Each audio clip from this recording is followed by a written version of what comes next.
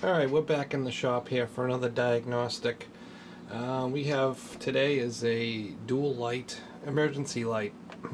These are the type of lights that you'll see in hospitals and office buildings and wherever.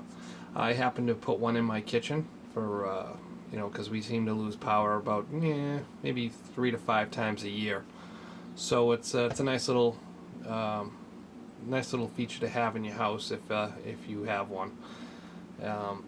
So the problem with this is I've had this in service for probably about 5 years. I would say 4 or 5 years, and it worked flawlessly, worked fine. And the last power outage we had, it didn't come on. So my first instinct was, oh great, the battery's done.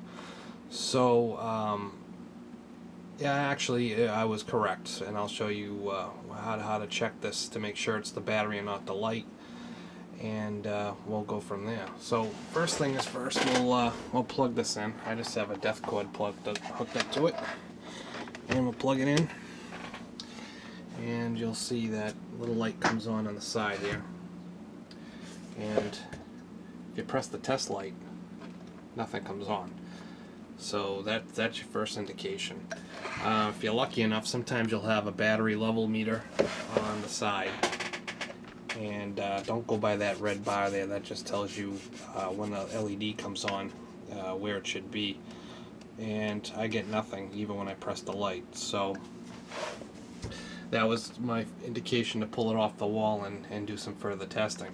So if you spin this around, we're going to unplug it. If you spin this around, you'll see that it has a 6-volt cell, which is probably,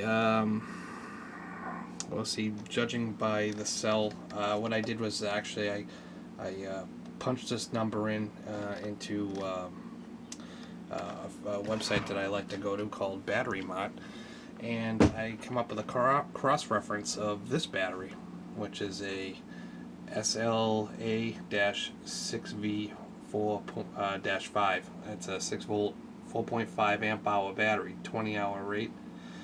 So I spec'd it out, and it came with the measurements, so I made sure the measurements were the same, in which they look to appear to be the identical battery.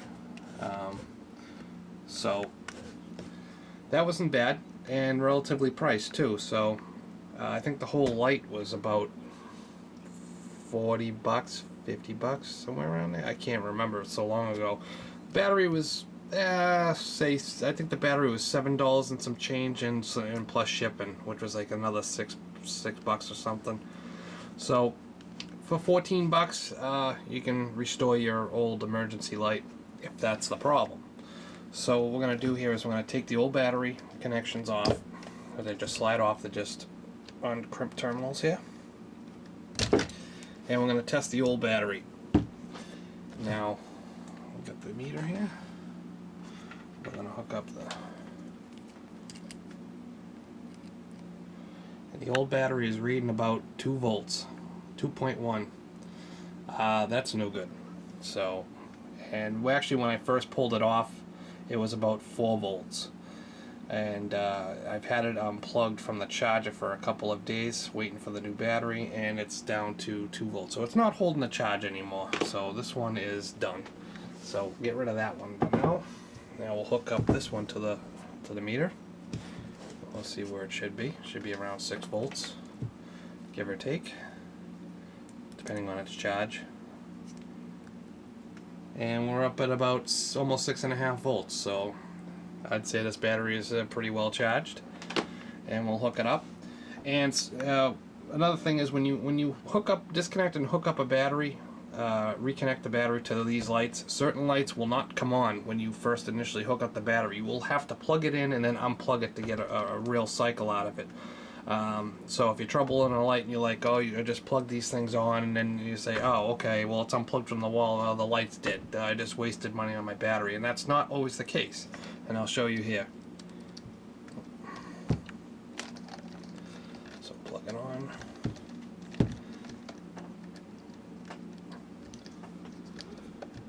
And there you go. And we have the battery connected. The power is unplugged, so theoretically the light should be on, which it's not.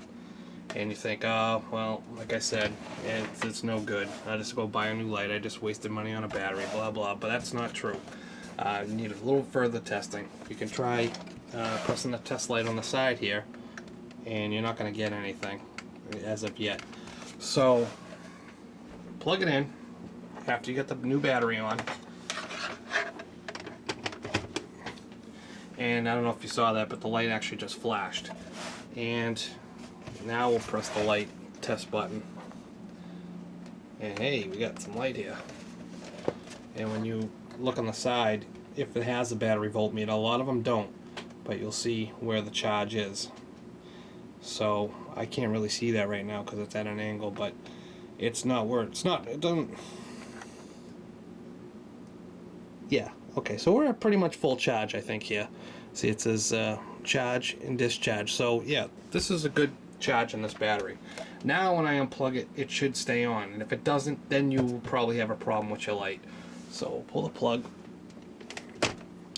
and the light came on. So the problem was the battery, and that's good. So now I can button this back up and put it back in service. So let's spin this around again. So if you want to test your light and you don't have a battery to test to see if it's the light or the battery, you can possibly try hooking up a 6-volt lantern battery. If you have one of those old style flashlights that still take the 6-volt lantern batteries with the springs on top, you may be able to test it. But you know, if you plug it in and unplug it, don't keep it plugged in because it's not a rechargeable battery, and you could risk bursting the battery. You just want to power cycle it just to get the circuitry activated to do what it's supposed to do, and that's just a good enough test to see if the light's working. I would not recommend putting a regular non-rechargeable 6-volt lantern battery in there. That would be bad news. So that would be or another way you could try putting you know, if you have a power supply, a bench power supply, you can hook up a bench power supply to it too and do the same thing. Whatever you think you can, you know, do to test it. But other than that, I knew the battery was dead. I mean, if you test the battery, I mean, a pretty good indication. If you test the old battery and it's around 2 volts and the thing's, or 4 volts, and the thing's been on charge and it just, you know, just come off the light, then you can pretty much just say the battery is dead. But you know, if you want to be absolutely sure, you can take some of those tips to try and troubleshoot. So that's it. That's one DUAL LITE. It's gonna go back in service. Subscribe, and maybe we'll see you in the next video.